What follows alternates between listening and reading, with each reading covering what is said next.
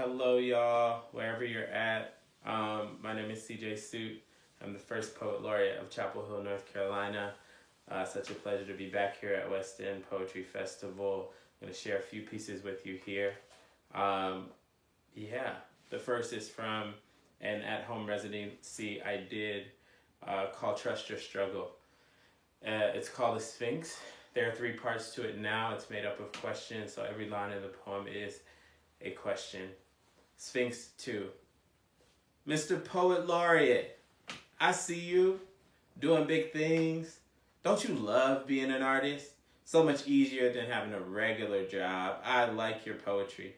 Will you write me a poem about how beautiful I am? I like your poetry. Will you do a poem for me now for free on this date, at this bar, in this parking lot, at my fundraiser, at my friend's birthday, at my birthday, share at my house? I don't have much. Are you down to make it work? I'm sorry we didn't have more. We spent a lot on our keynote. You should have asked for more. Will you come talk to my class for free? That was so good. You could rap. Do you rap? What do you mean is different and the same? I love poetry and art in general. I was a poet once. God, artists have it so good. I wish I could just create for a living, like make my own schedule. You get to do that, right? Not always. What do you mean it's hard? Challenging. How can it be hard to write poems? Right wrongs with songs. That's a good line. You should put that in your next poem. Have you been on Button Poetry, Verses and Flow? Do you know Andrea Gibson? Do you know Buddy Wakefield? Do you know Portia O? Do you know Saul Williams? Do you know Danez Smith? You do?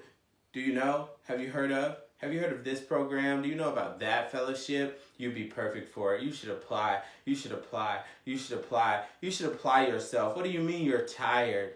How do you make it all work? How do you find balance? How do you find shape without the container of a cubicle? Poetry is the container.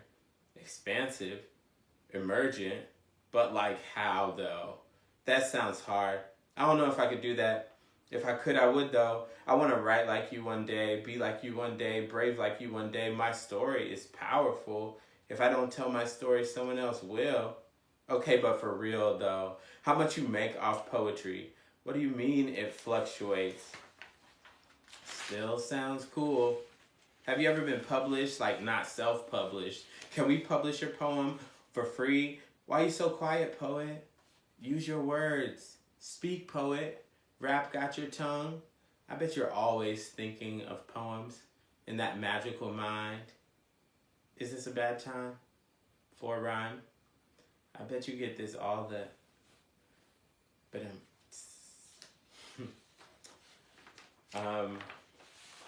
The next poem is also from that residency. It's called Surface Tension.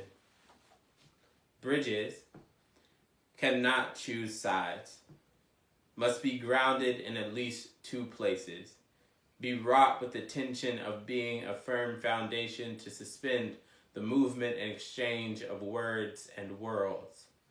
I remember awakening to animation suspended, hanging in between identities, arms stretched between Oakland and San Francisco, Brooklyn and Manhattan, Franklin County and Orange County, a poor boy from a wealthy college town, between white theater kids at school and black family and friends at home, between football teammates and a fear of contact, a church boy into science, asking questions like, who was King James?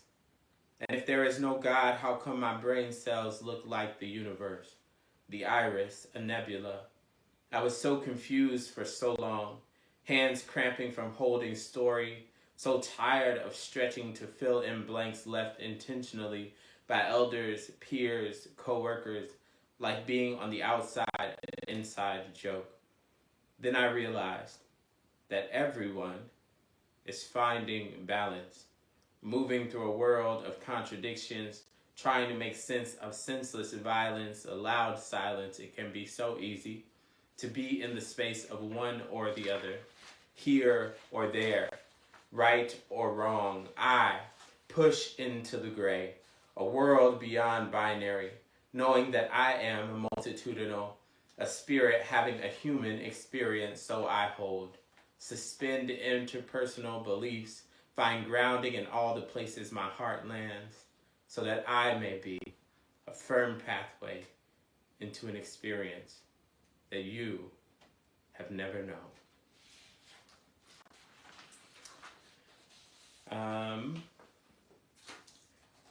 One more, because the residency was just so fruitful. Dysphoria. This body is weapon when it does not mean to be. Demands space it does not ask for. An heirloom cursed and blessed, a vessel brimming with possibility and expectation. I remember not having this feeling of otherness, constant astral projection, being here and not. I know this place too well. Still trying to figure out how to uncage the maze that is existence here in the now. Current prescription, whether to take this or not. How to live fullness in a world so small. This body repels, falls victim to the gravity of perception. The body is not a weapon, though it can be formed into one. Sharpened, forged, wielded, clenched like a fist or a sphincter. I be more sphinx. All questions. Being in this body, the space gets small, like very small, like a box in a cave that everyone can see from the outside enough to decide they know what it means. This skin speaks a lot. Before I do, like when I walk in the store, it says, "Hi everyone, I'm headed to the shoe section or the chip section or the beer section." This body speaks a lot. Like when I walk into a bar and it says, "I just want to fuck or flirt or ghost or gaslight you, play consent, pretend woke." I remember this and remember myself learning love into now and presence, how I might survive the encounter, the challenge of this life, to stay black and live a full life.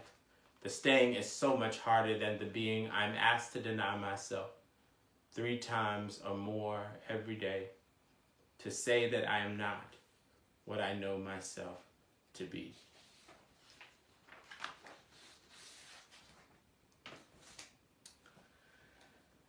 The next poem, I'm a performance poet and a performance artist, and so performance is really important to me, and sharing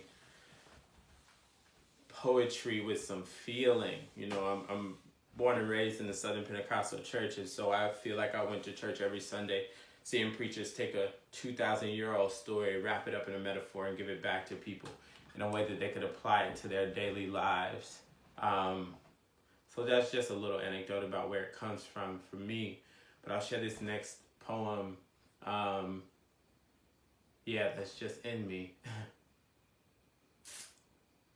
It's such a good feeling to know you're alive. It's such a happy feeling. You're growing inside, and when you wake up, ready to say, "I think I'll make a snappy new day." Such a good feeling, a very good feeling.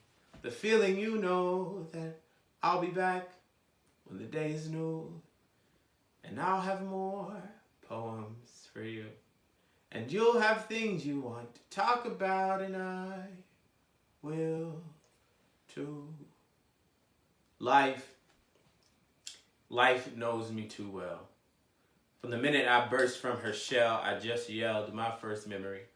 Consists of a last kiss and a death wish.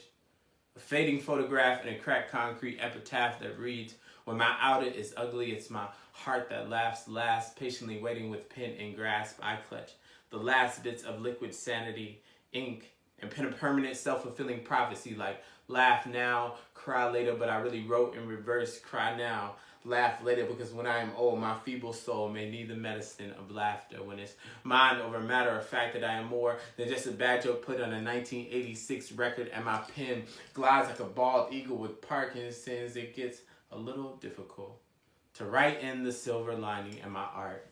There's a kite string of a dream crash landing face down in a stream of consciousness, rescued by a pen and pad, revived by a poet, the poems, my patient, imagine diving headfirst into an ocean of oration, a synapse sea full of gray matter in my first memory. I am a poet, full of all the issues and baggage in the world, like a shopping mall, a suitcase tongue, air my laundry under the spotlight so I can dress clean in the audience, pack light to keep my skeletons clothed, to make sure metaphors and similes fit over heads, not go over heads. Each morning I wake up sober or dead every day. Every day is a rebirth. We must die in order to appreciate living fall. In order to develop the balance to stand, my hands are cracked with carpal tunnels, road mapping the universe. This is the truest verse I ever wrote. Me taking notice of my notes, written in the margins of high school papers, playing as the soundtrack to college lectures. This world has taught me I would be forever lost if off the college course. Diallo taught me that upon giving in, they will one day dance on my conformist corpse. So I dance to the soundtrack, bound back in decibels of defiance, resounding loud as rolling seas. A 6:23 on a Tuesday morning, born black skin so heavy with history. Mama says my cry sounded more like a freedom song, a black power poem sprinkled with innocence. Set him up before I was kicking prenatal nursery rhymes in the workshop of her womb. Water broke like Franklin County Creek water baptism on an uncomfortable swimmer. I said water broke like Franklin County Creek water baptism on an uncomfortable swimmer. When she held me for the first time, my back cracked like the spine of a book. She carried me for 9 months before she was able to C-section. She never knew she bleeds so much from a paper cut every day. Every day is a rebirth. This poem has chosen me. These poems are choosing me. They are strumming my vocal cords in Santana sonnets, a black magic mantra, soundtrack to my life. The quarters of the classroom too cacophonous for the rhythm of soul to paper cadence. So I pumped up the volume on my voice that marched military meter against the mainstream good intent artillery fought stigma with stanza. My first memory consists of a last kiss to the ivory tower, and a death wish in the hopes of being reborn with a true appreciation for this gift in spite of the rumors of a fading photograph future. And I am standing at the cracked concrete tombstone of a money marketing scheme that teaches me to think outside in. But a pen taught me what it really means to be free. I chose my weapon as wisely as she chose me.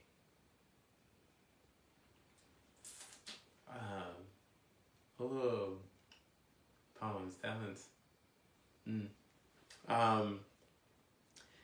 yeah, so let's talk a little bit. I want to talk a little bit for a moment just here at the end, before I get out the way and let some other amazing poets do their thing for y'all, just about the importance of like shift and being able to be with shifts and transition.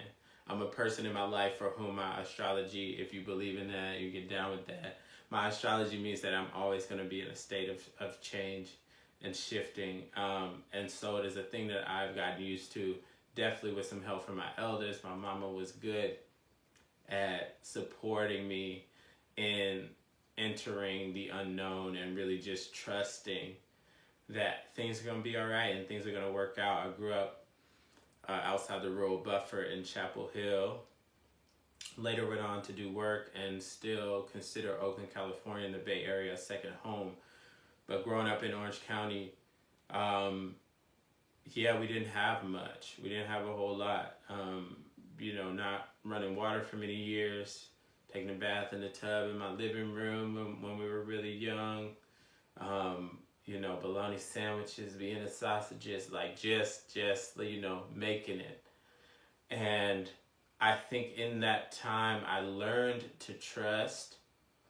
I mean, as you are with a kid, you're in a space where you just kind of have to trust that folks are going to take care of you. But particularly what I learned in that time, when things got hard, when things got difficult, when things shifted very fast, I learned to be with that process. And then I grew up to meet a mentor of mine who says to me very clearly all the time, he's like, all we have is the process.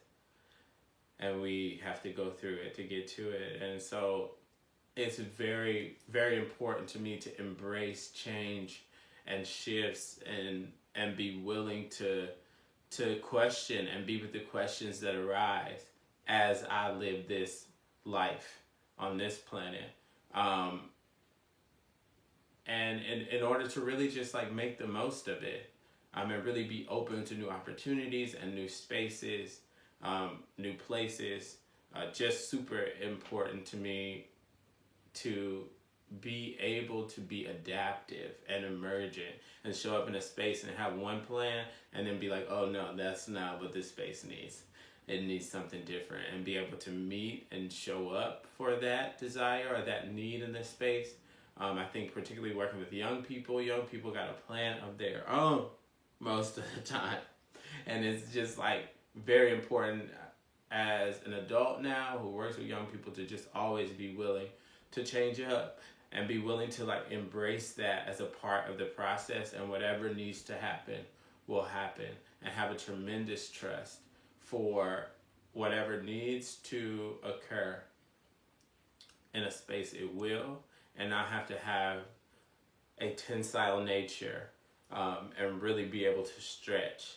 And a big piece in one of the pieces that I read a little earlier was speaking about bridges, and a core tenet of my work is that bridges cannot choose sides. That does not mean we don't need to be grounded in who we are and where we come from and where we're going. But if I am so busy trying to be on one side of an issue or a space, so rigid that I cannot like reach across and hear someone else or someone else's perspective, then I cease to be a bridge. I cease to be a place where people can develop and see a new point of view, or gather a new understanding. And so it's really important to me. This, like, the idea of changing and shifting really spirals way out for me as a poet, as an artist. So I could say a lot more on it, but I'm gonna wrap it up right there. So yes, thank you so much for listening. Thank you so much for taking a few moments just to like hear what little old me's got to say. Thank y'all. Hope you're having a great West End Poetry Festival. Enjoy all the other poems, all the other art. Yeah, hopefully I'll see you soon. Hopefully sooner than it feels, I'll see you in person or on some other Zoom thing. Much love, peace from me to you.